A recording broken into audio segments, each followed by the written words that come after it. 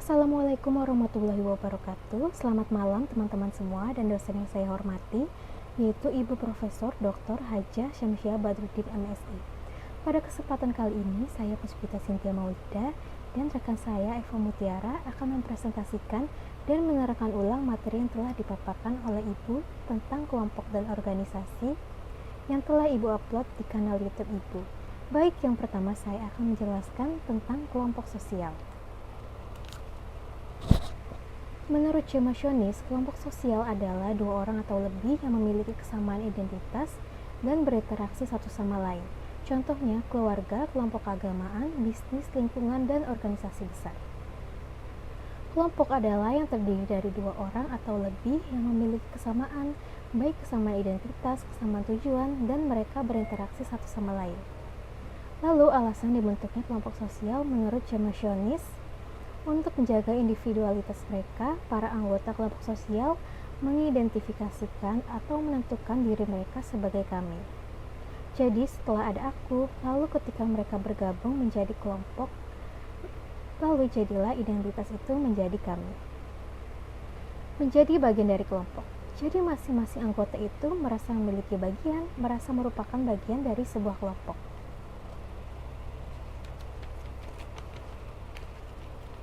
Jadi sederhananya, kelompok adalah dua orang atau lebih yang memiliki identitas atau tujuan yang sama saling berinteraksi di dalam kelompok. Lalu Chemationis membagi kelompok menjadi dua, yaitu kelompok primer dan kelompok sekunder. Menurut Charles Horton Coley, bahwa kelompok primer adalah sekelompok sosial kecil di mana anggotanya berbagi hubungan pribadi dan bersifat abadi. Hubungan kelompok ini saling menunjukkan kepedulian yang nyata satu sama lain.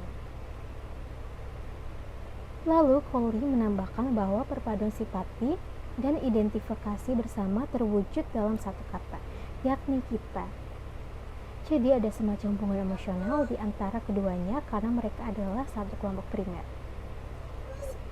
Contohnya adalah keluarga, rukun warga, dan pertemanan.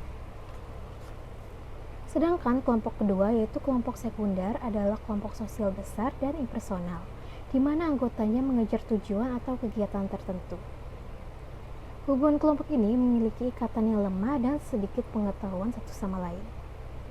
Jadi kelompok sekunder ini sudah lebih luas pengelompokannya sehingga mereka hampir saling tidak mengenal satu sama lain, karena kelompoknya cukup besar. Contohnya seperti anggota partai politik. Mereka itu adalah kelompok besar yang disebut sebagai kelompok sekunder dan masing-masing anggotanya mengejar tujuan atau kegiatan tertentu. Nah, jadi itu adalah penjelasan tentang kelompok primer dan sekunder. Berikutnya saya akan jelaskan tentang kelompok dalam atau in-group dan kelompok luar atau out-group. Nah, kelompok dalam atau in-group adalah kelompok sosial di mana anggotanya merasa terhormati dan kesetiaan. Ini menurut Chemationis. Konsep in-group diperkenalkan oleh William Graham Sumner pada tahun 1940. Kelompok dalam diperjumpai oleh persahabatan, kerjasama, keteraturan, dan kedamaian. Nah, contoh lagi adalah keluarga dan profesi pekerjaan. Nah, di dalam in-group itu anggotanya merasa memiliki ikatan emosional yang tinggi, memiliki persahabatan yang kental, persaudaraan, meskipun mereka bukan saudara, tapi mereka merasakan hubungan yang kental. Sedangkan out-group atau kelompok luar adalah kelompok sosial di mana anggotanya merasa bersaing atau oposisi menurut Chemationis. Sumner menggambarkan bahwa hubungan kelompok dalam dan luar kecenderungan terjadi permusuhan, peperangan, dan perampokan. Perbedaan ini tidak dapat dihindari karena pada dasarnya manusia memiliki sifat, tujuan, dan kepribadian yang berbeda satu sama lain. Sebagai contoh adalah, orang Yahudi mengidentifikasikan diri mereka sebagai bangsa terpilih. Akhirnya ia ingin menguasai daerah-daerah sekelilingnya. Itulah sebabnya di antara Yahudi dan Palestina sampai hari ini tidak bisa berdamai karena mereka adalah kelompok luar jadi cenderung bermusuhan. Contoh lain adalah Amerika Serikat mengakukan diri mereka sebagai negara superpower atau bangsa Yunani dan Romawi menganggap semua orang biadab. Nah, selain kelompok-kelompok yang telah saya sebutkan dan jelaskan, Ada lagi yang disebut dengan kelompok acuan atau reference. Menurut Robert Camerton, kelompok sosial bagi seseorang yang menjadi acuan bagi seseorang bukan anggota kelompok untuk pribadi dan perilakunya. Disebut kelompok acuan berarti bahwa orang-orang menjadikan suatu kelompok tertentu sebagai acuan dalam bertindak dan berperilaku. Walaupun secara fisik maupun resmi tidak tercatat sebagai anggota kelompok. Contoh seseorang yang tidak diterima menjadi anggota TNI, padahal itu merupakan cita-citanya, kemudian dia bertingkah laku layaknya seorang anggota TNI. Hal itu menunjukkan TNI adalah reference group dari grup orang tersebut. Kemudian Morton menerangkan, dalam berperilaku dan bersikap, seseorang dapat menunjukkan pengaruh pada kelompok luar atau outgroup, pada aturan dan nilai kelompok lain.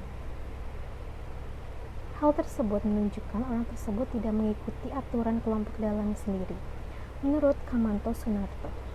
Baik, tadi saya sudah membahas tentang kelompok sosial. Berikutnya akan masuk pada pembahasan tentang organisasi yang akan dijelaskan oleh rekan saya, yaitu Eva Mutiara. Baik, saya akan menjelaskan tentang organisasi. Organisasi adalah kelompok sosial sekunder yang diorganisasikan untuk mencapai tujuan secara efisien. Organisasi sendiri dibagi menjadi 3, yaitu organisasi utilitarian, organisasi normatif, dan organisasi koersif. Di dalam organisasi pastinya terdapat kekuasaan. Kekuasaan itu sendiri dibagi menjadi satu kekuasaan tradisional. Kekuasaan tradisional didasarkan pada kebiasaan, merupakan ciri kelompok kesukuan. Misalnya, penerus raja yaitu anak pertama.